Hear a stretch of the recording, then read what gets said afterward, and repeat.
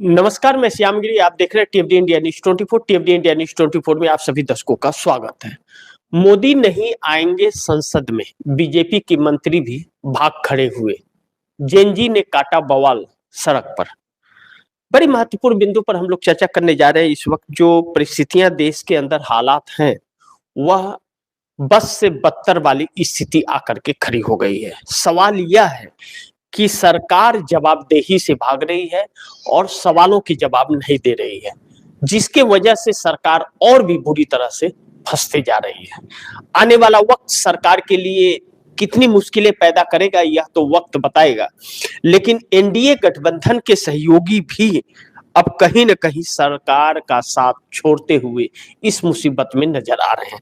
सवाल ही ऐसा है, गंभीर हो गया है और सरकार फंसी ही इतनी गंभीर तरीके से है, जो इस सरकार के लिए दिक्कतें पैदा करने वाली है। हरदीप सिंह पुरी जो एप्स्टीन फाइल में फंसे हुए हैं, हरदीप सिंह पुरी ने सदन के पटल पर जवाब न दे करके भारतीय जनता पार्टी के दफ्तर में प्रेस कॉन्फ्रेंस करके भारतीय जनता पार्टी को और फंसा दिया। यह स्वीकार भी किया कि हाँ, मैं 4-5 बार मिला हूं। किस लिए मिले थे? जब हरदीप सिंह पुरी कैबिनेट मंत्री, पेट्रोलियम मंत्री है इस वक्त मोदी सरकार के अंदर, वह जब एप्स्टीन से मिले थे तो एप्स्टीन उस वक्त आरोपी साबित हो चुका था। 18 महीने की जेल काटकर अमेरिकी जेल से निकला था बाहर। ऐसे में मोदी सरकार के लिए नई मुसीबत तो है ही, लेकिन एक मुसीबत इस सरकार ने और पाल लिया तब जब राहुल गांधी के खिलाफ विशेषाधिकार का नोटिस लेकर के आया उनकी सदस्यता रद्द करने के लिए। और गंभीर यह हो गया कि उसे वापस भी ले लेना पड़ा, क्योंकि उसके पास कोई ऐसा सबूत था ही नहीं जिससे उनके अधिकार को छीना जाए। राहुल गांधी के पास एक विशेष अधिकार है, जो प्रधानमंत्री नरेंद्र मोदी भी अगर पार्लियामेंट के अंदर भाषण दे रहे हैं तो लीडर ऑफ अपोजिशन जो होता है वह बीच में टोका टोकी कर सकता है, खड़े होकर के सवाल पूछ सकता है और उसका जवाब प्रधानमंत्री को देना पड़ता है। कैबिनेट मंत्री रैंक का दर्जा होता है, पार्लियामेंट के अंदर दफ्तर होता है लीडर ऑफ अपोजिशन का, कैबिनेट का सिक्योरिटी होता है। अब ऐसे में राहुल गांधी एक कांटे की तरफ इस सरकार के लिए चुभ रहे हैं और जब कांटा बन गए हैं तो उन्हें रास्ते से हटाने की कोशिश की जा रही थी, लेकिन वही कांटा भाजपा को चुभ जाएगा या भाजपा ने सपने में सोचा भी नहीं था। ऐसे में जेएनजी के तरफ से भी समस्याएं आ रही हैं इस सरकार को और किसान भी सड़क पर उतर चुके। 12 तारीख को 30 करोड़ जनता जब सड़क पर उतरी और वह जनता सिर्फ किसान नहीं थे, वह किसान, युवा, मजदूर, शिक्षक और व्यापारी थे। अब उन्हें इस बात से दिक्कत तो है कि जो सरकार कर रही है, जिस तरह से कर रही है और जिस तरह से अमेरिकी डील की है, इससे आने वाले वक्त में बहुत ही दिक्कतों का सामना करना पड़ेगा इस देश को। यह देश त्राहिमाम करने लगेगा और लोगों का वजूद समाप्त होना शुरू हो जाएगा। अब अमेरिका के हाथों बेचने वाली सरकार इस देश को क्या मुंह दिखाएगी, इससे भाग रही है वो पार्लियामेंट से। लेकिन बहुत महत्वपूर्ण बिंदु यह है कि एनडीए गठबंधन के कई नेता इस सरकार में वह नाराज सरकार से चल रहे हैं, इस अमेरिकी डील से वह बोल नहीं पा रहे हैं सरकार के विरोध में, लेकिन सरकार के पक्ष में भी नहीं बोल पा रहे हैं। ऐसे में आने वाले वक्त में उनके राजनीतिक कैरियर को बहुत बड़ा चोट पहुंच सकता है, इस बात का आभास उन्हें हो रहा है, जिसके लिए वह इस सरकार के बचाव में नहीं आ रहे। लेकिन एक असमंजस सी परिस्थिति उनके अंदर यह पड़ी हुई है, एनडीए गठबंधन के जो नेता कई नाराज नजर आ रहे हैं और सरकार के बचाव में नहीं है, जिसमें चंद्रबाबू नायडू बड़ी अहम है। चंद्रबाबू नायडू ने जिस तरह से पूरी तरह इस सरकार से चुप्पी मार ली है और चंद्रबाबू नायडू शांत होकर के बैठ गए हैं और कुछ बोल नहीं रहे हैं, इस सरकार को बौखलाहटें बढ़ रही हैं। जैसे जैसे उनकी चुप है, वैसे वैसी सरकार की बौखलाहट बन रही है। मोदी के कई मंत्रियों का इस्तीफा चाहते हैं एनडीए गठबंधन के कई नाराज नेता। यह बात चर्चा की जा रही है इस बात की कि वह चाहते हैं कि इनका इस्तीफा हो जाए ताकि एक ऐसी सरकार रहे जिसके ऊपर दाग ना लगे। लेकिन पूरा मंत्रिमंडल ही दागी है और उसका मुखिया जो सदन का नेता होता है प्रधानमंत्री के ऊपर भी दाग तो इनके लग चुके हैं, क्योंकि कई सारे बैडिंग इनके पक्ष में किए गए हैं। अनिल अंबानी हो या पेट्रोलियम मंत्री हरदीप सिंह पुरी हो, अब इन लोगों को बचाने के चक्कर में या गृह मंत्री अमित शाह और राजनाथ सिंह को बचाने के चक्कर में जिस तरह से स्पीकर ओम बिरला की साख दांव पर लग गई और नरेंद्र मोदी को बचाने के चक्कर में वह गलत आरोप लगा बैठे विपक्ष के ऊपर, और विपक्ष जिस तरह से हमलावर हुआ वह दांव उल्टा पड़ गया। अब ओम बिरला ने यह सोचा भी नहीं था कि विपक्ष सबूत मांगने लगेगा, और विपक्ष अब सबूत मांग रहा है क्योंकि उन्होंने डायरेक्ट कांग्रेस पर ब्लेम किया है, कांग्रेस के महिला सांसदों पर। अब वही महिला सांसद उनसे उसका प्रूफ मांग रही है। इस बात को लेकर के अब ओम बिरला को बचाने के चक्कर में किरण रिजिजू के ऊपर मानहानि का दावा करने ठोका जा रहा है कांग्रेस के लोगों द्वारा। किरण रिजिजू ने ओम बिरला को बचाने के लिए और कैबिनेट मंत्रियों को बचाने के लिए हरदीप सिंह पुरी हो, चाहे वह गृह मंत्री अमित शाह हो, चाहे रक्षा मंत्री राजनाथ सिंह हो, वाणिज्य मंत्री पीयूष गोयल हो, विदेश मंत्री एस जयशंकर हो या प्रधानमंत्री मोदी हो, इन सबको बचाने के चक्कर में राहुल गांधी के खिलाफ जब विशेषाधिकार हनन का प्रस्ताव लाया तब सोचा नहीं था कि दांव उल्टा पड़ जाएगा, और वह दांव उल्टा पड़ गया। फिर दूसरी तरफ से महिलाओं का गाली गलौज का वीडियो उन्होंने ट्वीट किया। वीडियो बनाने वाला और वीडियो सार्वजनिक करने वाला दोनों गुनहगार होता है। ऐसे में वीडियो म्यूट आया, उसका आवाज ही बंद है। अब ऐसे में किरण रिजिजू बुरी तरह से फंस रहे हैं। संसदीय कार्य मंत्री हैं, जो सामना कर रहे थे बैठ करके पार्लियामेंट के अंदर, वह भी फंस गए। अब मानहानि का दावा होने महिलाएं कर रही है उनके ऊपर, यानी कि पूरी सरकार बुरी तरह से एक को बचाने के चक्कर में दूसरा, दूसरे को बचाने के चक्कर में तीसरा फंसते जा रहा है। यानी कि हकीकत यह है कि इस देश से बहुत बड़ा राज छुपाया जा रहा है जो इस सरकार में चल रहा है, क्योंकि इस सरकार की जो सारी कड़ियां फेल हो गई हैं।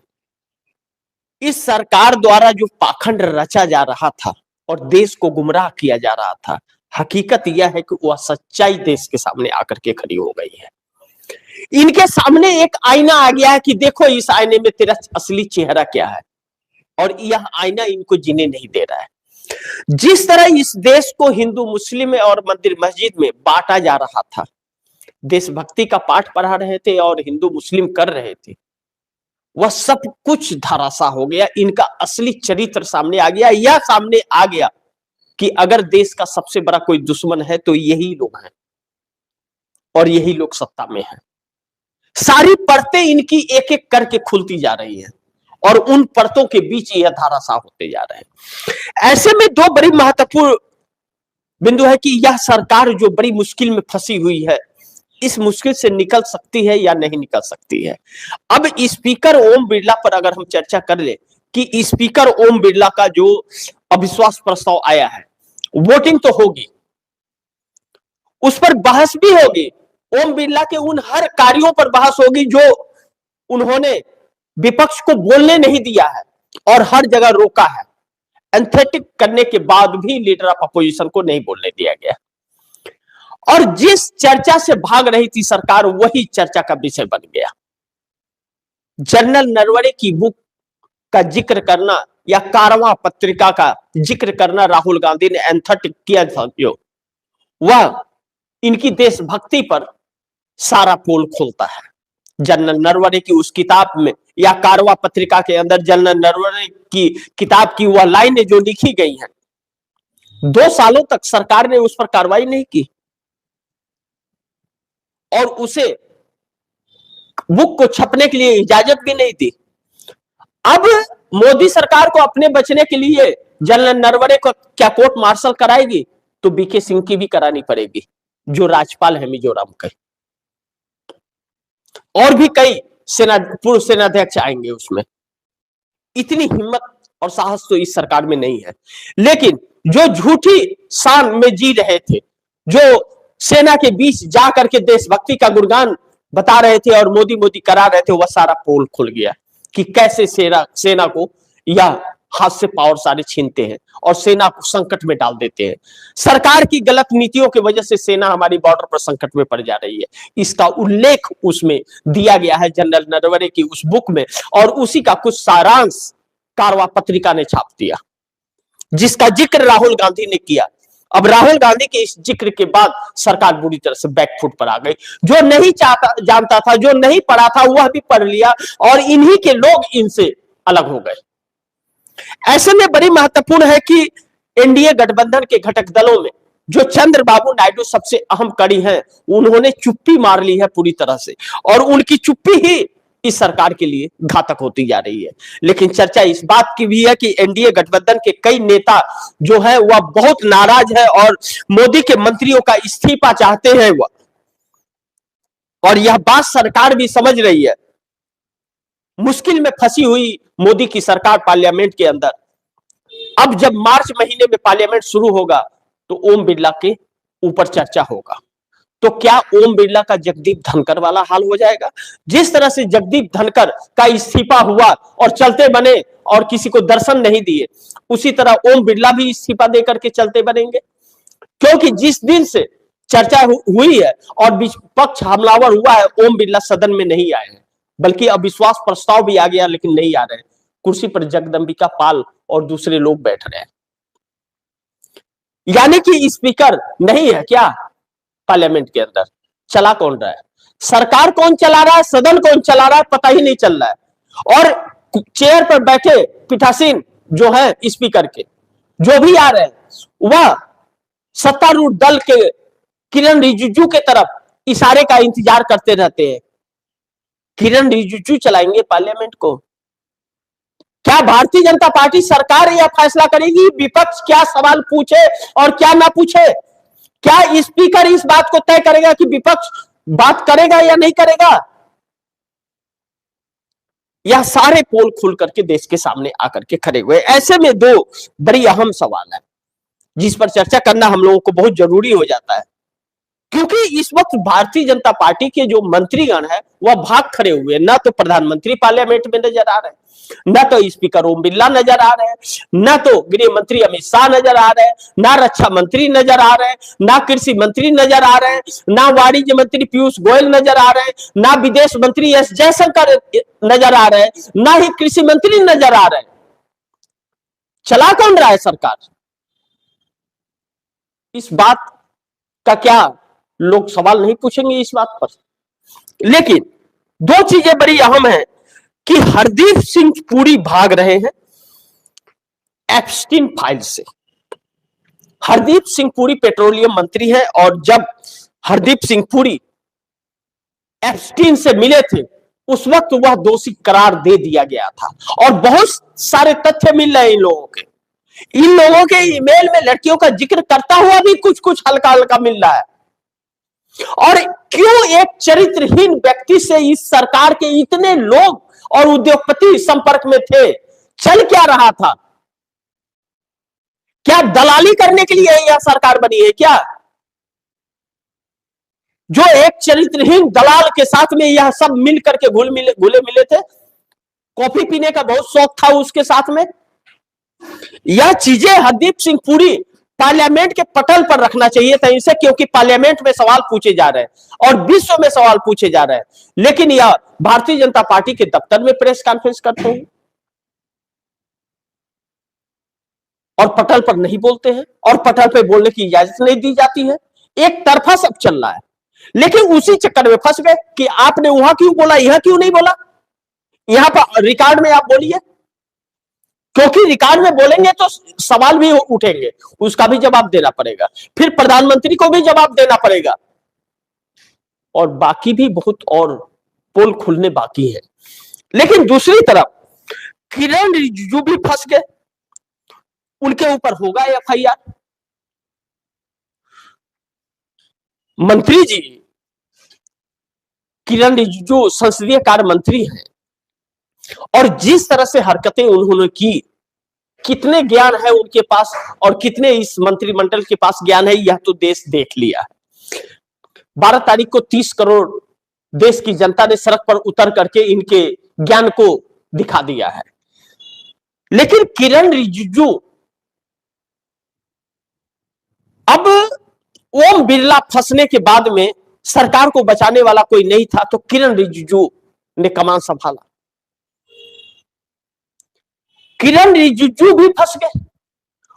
उन्होंने अपनी अज्ञानता का परिचय दे दिया कि कितने अज्ञानी या कितने ज्ञानी हैं।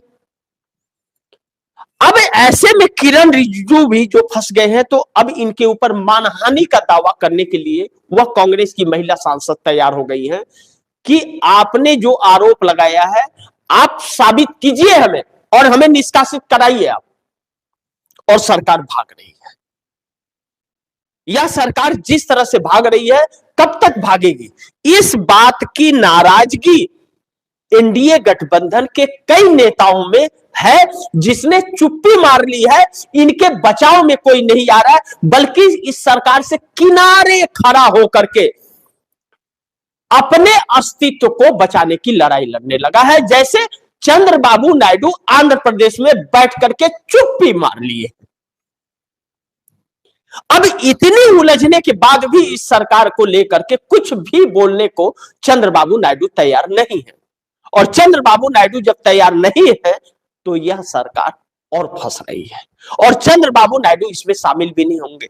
इस सरकार को अब डर लग रहा है कि चंद्रबाबू नायडू ने अगर वॉकआउट कर दिया, उस वक्त जब ओम बिरला का इस लेकर के अविश्वास प्रस्ताव पर चर्चा होगा और अब अविश्वास प्रस्ताव के बाद उन्हें इस्तीफा देना पड़ा, तो फिर सरकार भी अल्पमत में आ जाएगी। सरकार को भी विश्वास मत हासिल करना पड़ेगा, बहुमत साबित करना पड़ेगा पार्लियामेंट में।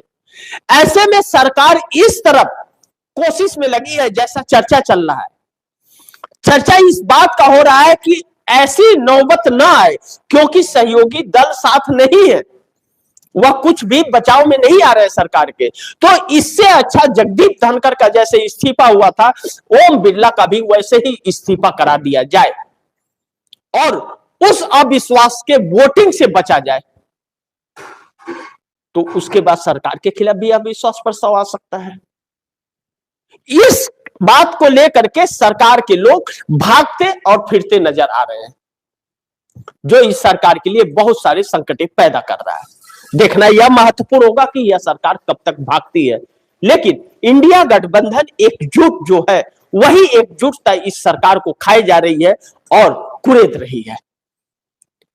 सरकार बचेगी या नहीं बचेगी, आने वाला वक्त बताएगा। लेकिन सरकार बहुत बड़ी मुश्किल में फंस गई है और संकट आ गया है सरकार के ऊपर, और सरकार अनाप शनाप फैसले करते जा रही है। कहते हैं ना, विनाश काले विपरीत बुद्धि। जब विनाश होना होता है तो बुद्धि भ्रष्ट हो जाती है, अनाप शनाप कार्य लोग करते हैं और फंस जाते हैं। सरकार इस वक्त वैसे ही फंस रही है।